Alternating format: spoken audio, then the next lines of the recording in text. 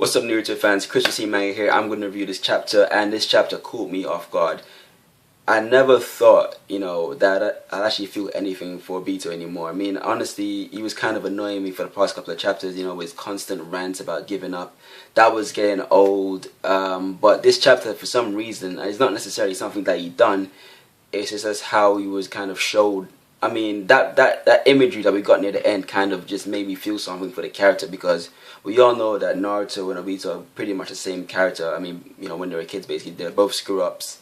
They had the dream of being Hokage, had a crush, blah, blah, blah, the rival. They were basically the same character. And, whereas Obito went this way and Naruto went that way, I mean, the roles could have been reversed, basically. And this chapter illustrates that very nicely, actually. I mean, that was my favorite. I mean, yeah, sure, we have the whole thing with the QB and the Susanoo combining. That was awesome. I mean, I'm going to get into that quite soon as well. But for me, I mean, what made me feel something for the chapter was that imagery we got to end with, with Obito, with his generation, basically, Kakashi, Asuma, Kurenai, everyone like that. And then, him fulfilling his dream of becoming Hokage. That really hit home with me, and it made me feel something for the character again. So that was cool. Backtrack now. So the chapter is basically just everyone preparing for this final strike. Naruto, Sasuke saying, we have this one chance to make this connect, basically. We can't screw up. This is the only chance to take this guy out. No mistakes, basically. Sasuke being Sasuke, he's not saying anything, but he knows what to do. So they combine the QB and the so Sasuke basically fuses to Susanoo with the QB, and if anyone's wondering, oh, how could Sasuke, know how to do this, blah blah blah, hacks? No, I mean, the story of the first Hokage told Sasuke must have actually, obviously, he mentioned, Madara fusing his Susanoo with the QB, so Sasuke remembering that, saying, oh, I'm a badass, I can do it too, let's go. So he done that, and yeah, they're preparing for the final attack now. This was one of the coolest thing, and it made Naruto's generation relevant. I mean, yeah, because throughout the last couple of chapters, they haven't been doing. They didn't do anything. They were just sitting back, with Naruto obviously protecting him with his chakra, but they were just kind of in the background. Not the last time they did anything was when they took out the Jubi Fado things. When Jubi cloned himself, those little things running around. That's the last thing they done in my from what I can remember anyway. So seeing them do stuff for this chapter again was also cool. Even if it is relying on Naruto again, but they did something anyways. So somehow, I don't know. I mean, hopefully this, with a better translation, this gets cleared up. They were able to sense what Naruto is feeling, or sense what he wanted them to do, and Shikamaru was like, oh, he's calling us. So they all jumped at Naruto and Sasuke, and then each of them landed in one of his tails, basically. 9 tails. It was 10 of them actually, but Sakura wasn't among them. She was there. He was actually healing. So each of them jumped in one of his tail, and there's a Rasengan there waiting for them to actually take control of. And while all this is happening, they actually gained a cloak as well. The same cloak Naruto uses. And Naruto gave them the objective. You have to. And I probably missed this as well, but Obito actually summoned the giant shield and the giant sword. The sword looks like a DNA. Looks like a DNA bit of DNA thing. And the sword belonged to the Sage of Six Paths. He said, typical Obito around. It's unstoppable. Blah blah blah. You can't stop it.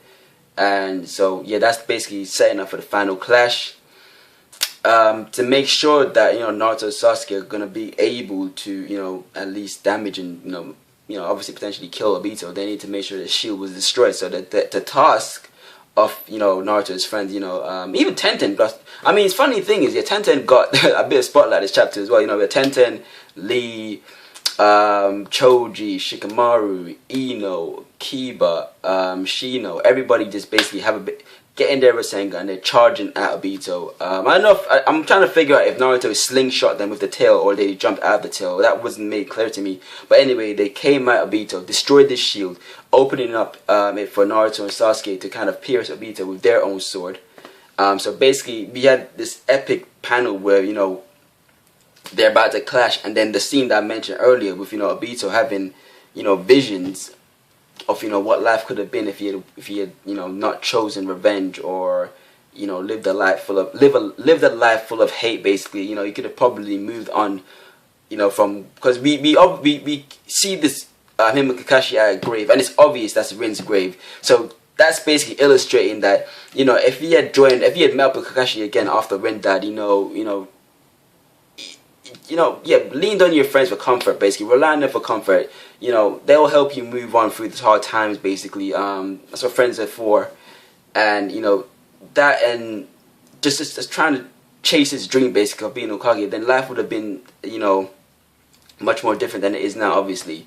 So we see images of him and, you know, his generation. We see Asuma, Kakashi, and then we see, you know, it's like a gradual progression of him, you know, being, I guess, Chunin and Anbu, and from Jonin, and then, you know, all the way up to him actually becoming Hokage, and you see his face on the mountain, Mount, you know, Rushmore, whatever. You see him, you know, achieve what he wanted to achieve in life, basically, if he had not chosen revenge. And, you know, that kind of hit home, basically. And even Obito in a little, you know, panel mentioned, you know, why am I imagining this? I'm guessing because there's another panel where you see, like, him and Naruto's, their face fuse. You know, I mean, Kishimoto keeps hitting us with the same imagery over and over again. You know, they're practically the same person. You know, one just decided to go this way and the other just went that way, and then, you know, that's why we've gone to the situation right now. So yeah, that was nice to see, even though we know it already, but it was still good to see that those, you know, last couple of panels with him in a different light. And then while all this is going on, actually, Kakashi's actually commenting, because for some strange reason now he's able to see what Obito can see. This is obviously, you know, something Kishi just did just to have Kakashi, you know, be shown in the chapter, because his best friend's about to die and he's nowhere to be seen. So we can't really have, you know, Obito dying and Kakashi nowhere around, basically. It doesn't need to be there physically, but, you know, has a presence somehow. So he's able to see what Obito can see, and then, you know, he's making a connection that, you know, even if people see someone as an idiot, basically, even if someone's an idiot, if people see them trying, basically, they'll want to support them. And it rolls back to Obito. He was an idiot, and if he had continued, you know, just to develop himself and, you know, chase his dream, then, you know, everyone would eventually, you know, gravitate towards him and then, you know, support him. And then that's why we got an image of him being a Konoha ninja again. And yeah, that's Kakashi.